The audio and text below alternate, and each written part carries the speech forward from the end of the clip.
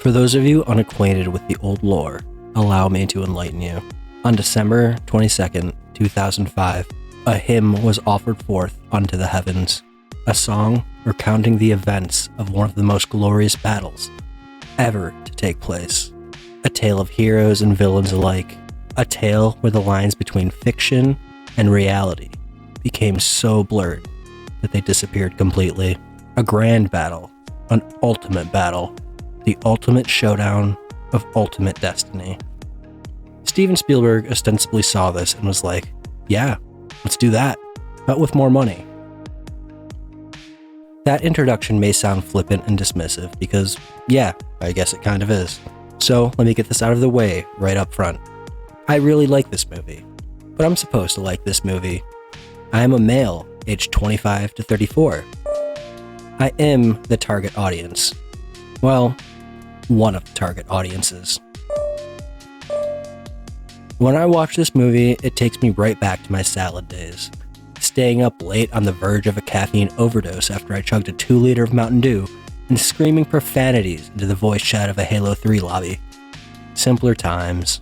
I would imagine that I'm not alone in this sentiment, because Ready Player One casts a wide net in terms of its nostalgia trawling.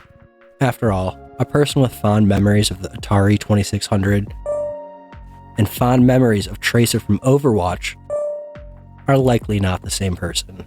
Instead of targeting individuals of a specific age bracket, the film sets its sights on a more broad target, gamers, and hits them right where it hurts the most, right in the nostalgia receptors. Or whatever, I don't know. Do I look like a brain doctor to you? Typically, this tactic is deployed by scummier studios, using the nostalgia strat to extract hard-earned coin from those who would like nothing more than to relive their youth for about 2.5 hours. In the age of Marvel movies and remakes ad infinitum, nostalgia is often little more than a marketing maneuver. Ready Player One is different though.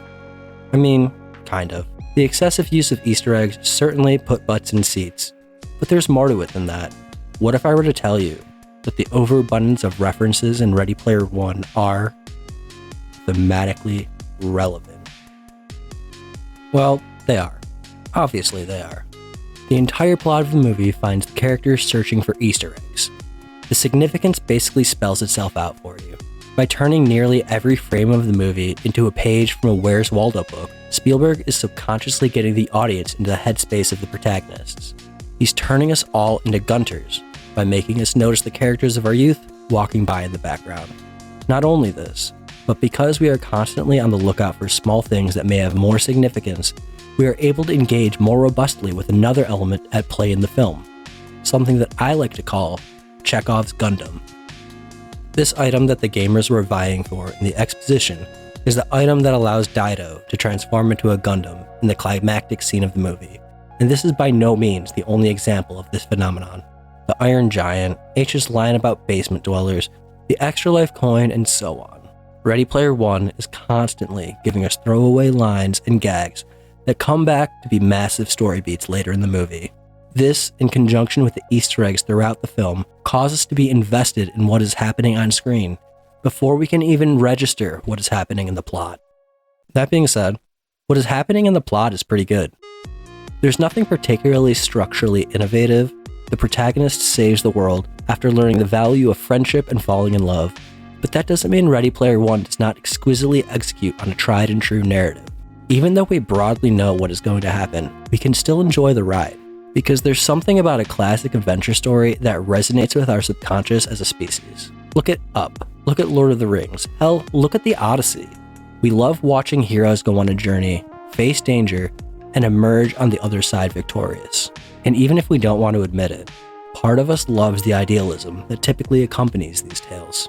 Because much like Halliday's vision for the Oasis, Ready Player One is a heartwarmingly idealistic movie despite its dystopian setting. It's interesting to compare the societal sentiments about the internet that were present in The Matrix in 1999 to the ones that are present 19 years later, or I guess 12 years later if you go by this book that I definitely did not read. The former largely posits that humanity would balk at the notion of being trapped in a digital existence, while the latter makes the case that this is something that would be welcomed. I would make the case that this is because in 1999, the internet was weird and scary. an unknown element inhabited by degenerates and malcontents, a place so detestable that one would never go there of one's own volition. Whereas in 2018, the same sentiment exists about the real world. In contemporary society, we see the internet as something beautiful, somewhere we can escape, a place we can create without limits, a place where we can make friends, a place where the rules of oppressive reality no longer apply. We come for what we can do, but we stay for what we can be.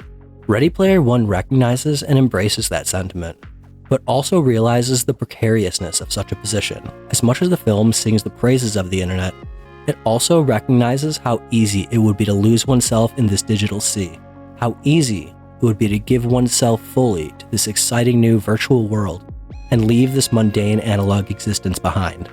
And in its closing scenes, the film cautions us against such a thing. Reality is at times dangerous and frightening, but it's real. It is the only place where you can get a good meal. And it is of the utmost importance that we do not forget that. The internet is great, but so is real life, so it's important to log off every once in a while and go touch grass. Actually, scratch that last part. Grass is gross. Grass is where the bugs live. Do something in the real world. Pet a cat, eat a good meal or something, I don't know. But do not, under any circumstances, actually touch the grass.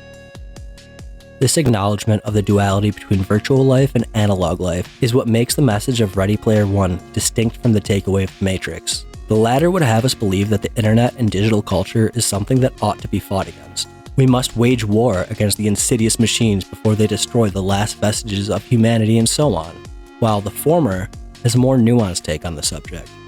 The internet, in and of itself, is not good or bad. It's just a tool. Depending on how we use it, we can either waste away our lives in a solitary pursuit of virtual loot, or we can harness the magic of the internet to bolster our analog existence by making friends, making art, by doing any number of things that are not simply smacking on the button that releases endorphins.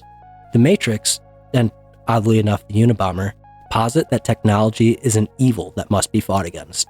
But Ready Player One makes the case that there can and should be a balance struck between these two things. This is the point of the video where I levy a mild criticism against Ready Player One, and that is as such. The gender representation is not great. Look, I get it. It's a gamer movie for gamers, and gamers are mostly dudes. I am by no means advocating for the superficial inclusivity that often masquerades as representation. But geez, this movie's kind of a sausage fest. That being said, Artemis is a reasonably well-rounded character. She has motivations independent from Percival, she has agency in the plot, and while she is a love interest to the protagonist, this is not the sole reason for her existence. I would make the case that she is an interesting, well-written female character. The issue is, why is she basically the only one? There is an argument for H being another strong female character, but her avatar and by proxy her character is male for the bulk of the runtime of the film, so she's not the epitome of female representation. As far as I can tell, the only other female characters are Alice, the nerd girl in the nerd room, and Lady Boba Fett. None of these characters are egregiously sexist or anything. They aren't promoting any harmful stereotypes or any such thing. For the record, Alice was not fridged because her boyfriend also died in the explosion. If anything, it's an Uncle Owen, Aunt Beru type situation. I don't think that the film is sexist, but I just came away thinking, why are there no girls here? To be clear, I don't think that the lack of female representation made Ready Player One a worse movie, and I do not think that the addition of superfluous female characters would have made it a better movie because it's already a very good movie. Using narrative devices such as Chekhov's Gundam and the abundance of pop culture references, the film uses nostalgia to prime us for the story that is about to be told, then tells us a story that is ubiquitously resonant. It tells the story of a group of heroes going on an adventure, going on a quest to save the world that they love from falling into the clutches of darkness, to protect that which they hold most dear, and along the way learn timeless lessons about what really matters. Because the true loot is the passion that we have for the things that we love, even if those things are scoffed at by others. The true loot isn't the XP we got, or the drops we rolled. It's the friends we made along the way. The true loot is taking the lessons that we learn in virtual reality and applying them to reality, because that is what it means to be a gamer. Also, If anyone is questioning my gamer credibility, I have 1,800 hours in Factorio. Eat my butt. My trains will blot out the sun.